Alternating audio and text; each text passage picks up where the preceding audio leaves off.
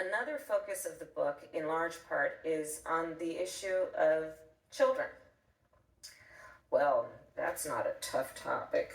Tough people don't talk about children.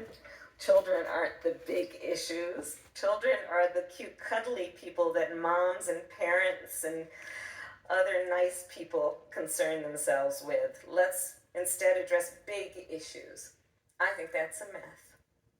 And so, in fact, in the way that I wrote the book, the first half of the book, I talk about what I think are myths about the criminal justice system that have impeded our ability to have smarter criminal justice policy. And in the second half of the book, I talk about what I believe are best practices as have been proven around the country.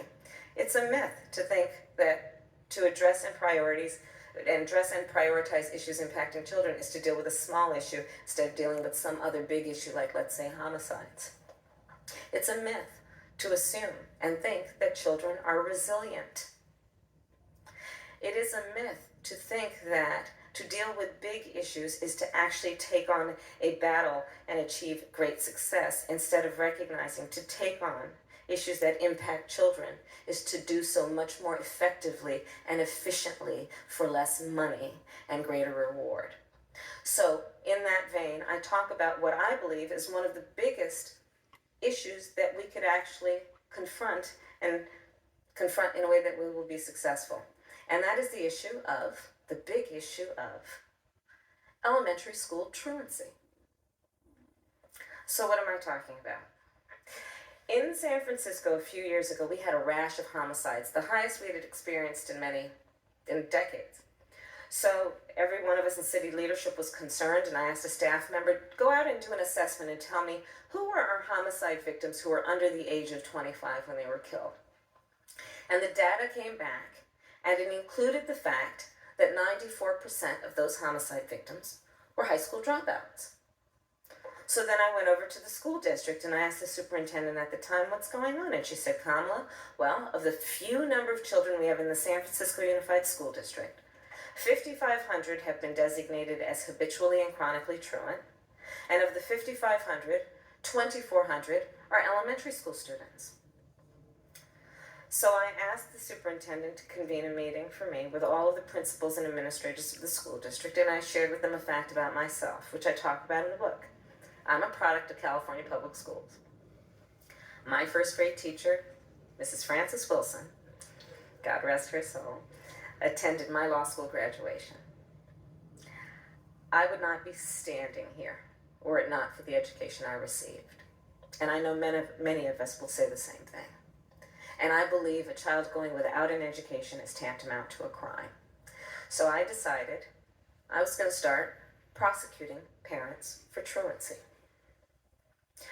Well, this was a little controversial in San Francisco. And frankly, my staff went bananas. They were very concerned because we didn't know at the time whether I was going to have an opponent in my re-election race. But I said, look, I'm done. This is a serious issue, and I've got a little political capital, and I'm going to spend some of it.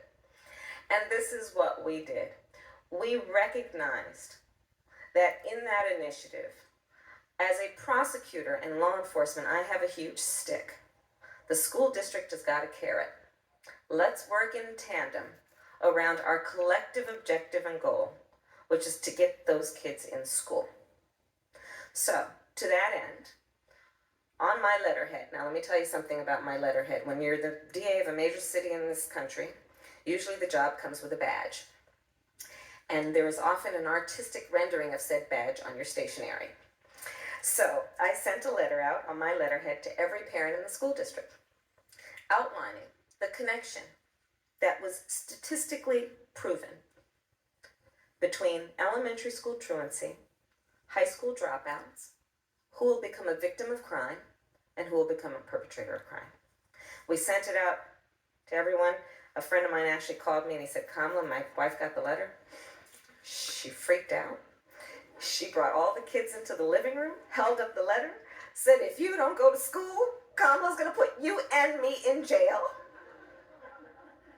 Yes, we achieved intended effect. And here's what we also did. We created what we call the DA mediation program, where we assigned prosecutors to go and sit with the administrators and principals when they met with all the parents. And frankly, you know the prosecutors in my office who volunteered to do this? My homicide prosecutors, my gang prosecutors. And they went over there and I said, when you go over there, look really mean. And so they did, and invariably the parents said, well, who's the mean looking dude? And the principal would say, well, that's someone that mean DA Kamala Harris sent over here because she says she's going to start prosecuting you if we can't work this out. And through that initiative, we found cases like the case of the woman